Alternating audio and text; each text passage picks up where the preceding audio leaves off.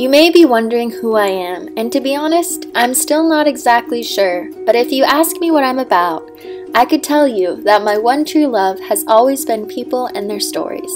I believe that this love took root in me as a young child who was uncontrollably curious. The beginning of my life took me in and out of foster care, and stories always provided an escape from my own reality. When my mom couldn't raise me, I was adopted by my great-aunt and great-uncle and left Oregon to live in sunny Southern California.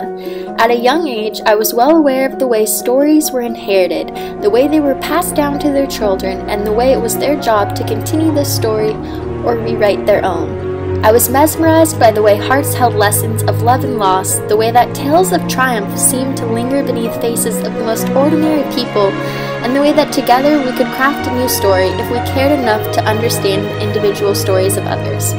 I never knew what I wanted to do with my life, but I was always a lover of life. Many who know me would be shocked to hear my own story and surprised how the twists and turns took me to where I am today. I have always been full of energy, creativity, and ambition, with dreams of exploring the world, cultivating community, and changing lives for the better. It was only recently that I understood that this could be done through my passion of storytelling. The way it happened was almost accidental.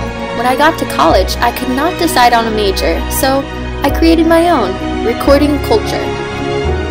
This combined anthropology, creative writing, and studio art, all the things I loved. I looked at how culture is expressed visually, orally, digitally, and through written word, focusing on how the symbols, beliefs, and stories that are selected, presented, and disseminated to the public formulate a narrative of the culture as a whole. This led me to Sri Lanka, where I was able to explore another culture, and in specific, how the government's reconstruction of the recent 30-year-old civil war between the Tamil Tigers and the Sinhalese government was affecting post-war reconciliation between the two different ethnicities. This only led me to more stories of more people, and it made me aware of the difference between the officialized stories we are told and the vernacular ones, and the agendas that motivated these often competing narratives. When I came home, I was curious to know how the officialized stories I had heard in my own country fit into my narrative as an American citizen.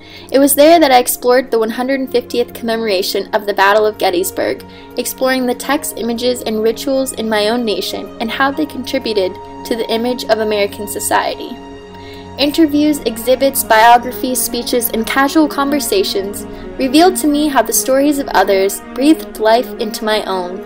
Curious to discover more about my purpose in life, I returned back to Sri Lanka. This time, I was teaching on a Fulbright, and I got to work with university freshmen, taking English into the realm of mastery through the creative.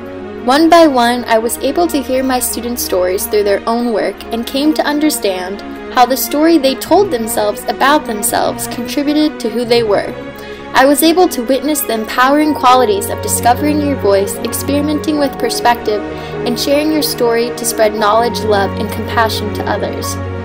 Meanwhile, I had been collecting entries in my travel journal, asking people in China, Nepal, Sri Lanka, and the US what they wanted to share with the world, and my arteries were busting open from the beauty and truth present in the lives around me. I started a blog, and I began to share these contributions and watched as themes from all over began to string together, illuminating the power behind the common truths that seem to seamlessly interweave in these very different lives.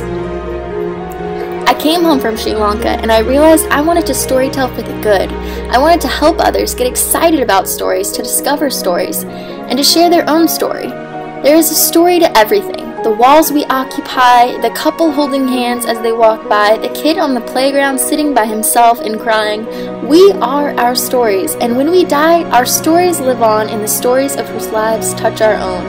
I believe in the power of stories and their intimate ability to bring about greater senses of connection to our lives and our communities. This is still the beginning of my story, but I hope that I can learn from the insights, inspirations, and life lessons of those around me, so that my story can change 1,000 others.